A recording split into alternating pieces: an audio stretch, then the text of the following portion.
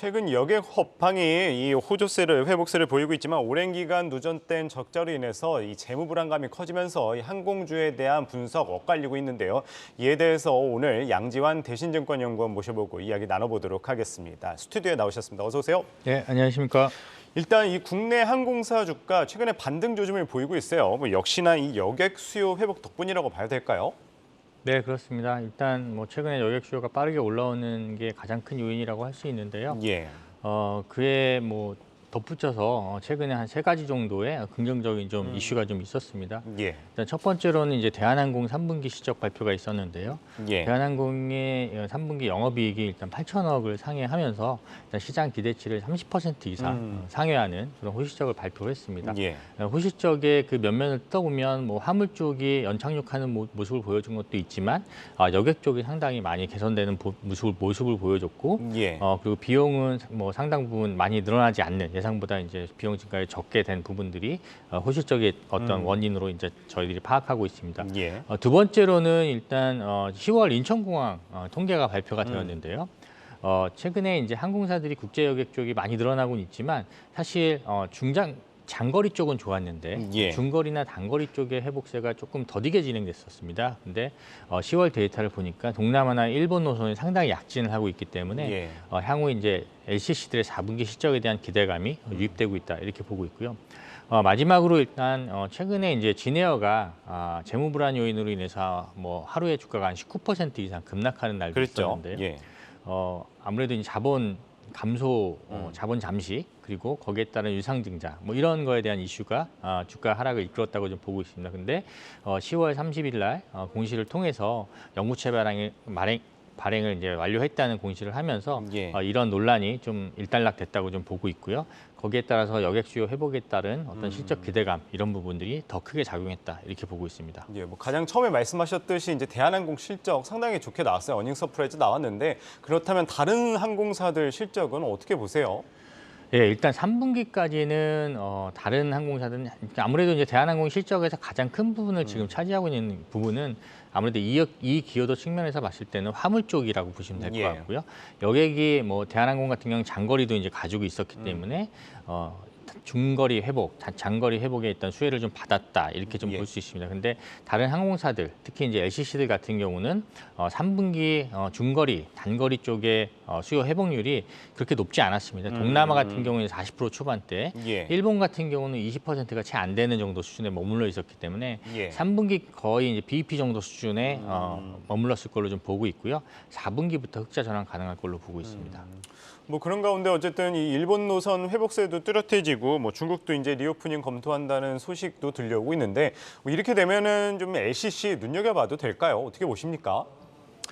네, 그렇습니다. 일단 저희 LCC한테 가장 중요한 노선은 일본 노선입니다. 예. 2019년 기준으로 매출에서 차지하는 비중은 제주항공 같은 경우가 한 20% 정도, 진에어도 20% 정도 수준 기록을 하고 있고 동남아가 일단 진에어가 한 40%가 좀 넘는 수준 그리고 제주항공 같은 경우는 동남아가 한 30%대 중후반 정도 수준이었습니다. 근데 이 기여도 측면에서 봤을 때는 모든 항공사에게 일본 노선이 50% 이상의 이익 기여를 하고 있었고요. 예. 아무래도 최근에 높아진 그런 그 항공 요금 이런 것들을 감안할 때 일본 노선 수요가 살아난다면은 LCC들 실적에 상당히 도움이 될 걸로 예상을 하고 있습니다. 여러 긍정적인 요소들이 있어요. 그렇지만은 아무래도 좀 우려되는 부분을 볼 때 이제 고유가라든지 고물가, 특히 이제 환율 부분에서도 조금 리스크가 있을 것 같은데 좀 이에 대한 우려되는 부분은 없을까요?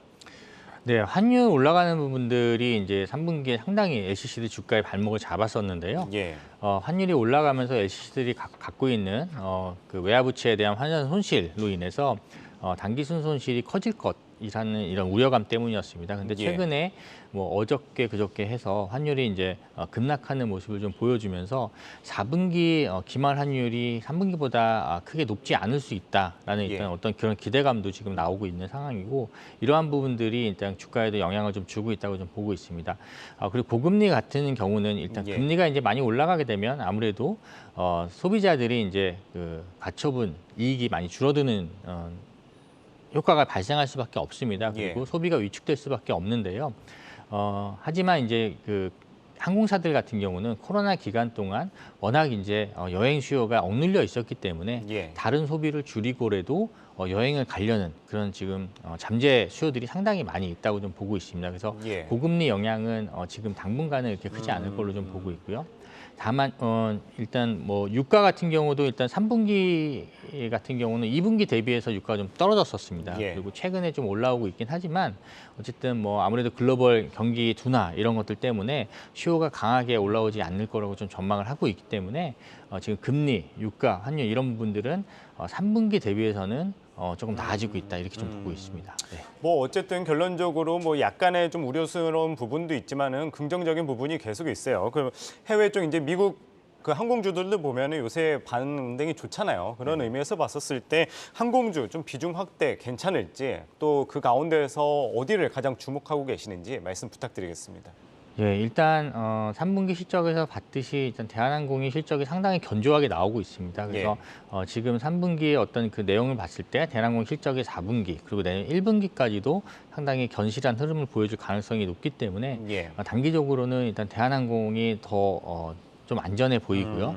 다만 이제 진에어 같은 경우가 내년도로 넘어가서 시기를 좀 더 확대해 본다면 예. 내년도 중국이나 이제 유럽 쪽에 여객 공급이 많이 재개가 된다면 화물 쪽 일드가 좀 빠질 가능성이 좀 있다고 보기 때문에 그럼 화물 일드 하락에 대한 우려가 사실 대한항공의 내년 주가의 발목을 좀 잡을 수가 있습니다. 그래서 여객 수혜에 이제 가장 큰 회복을 볼 수 있는 항공사들이 이제 LCC라고 일단 볼 수가 있고요. 예.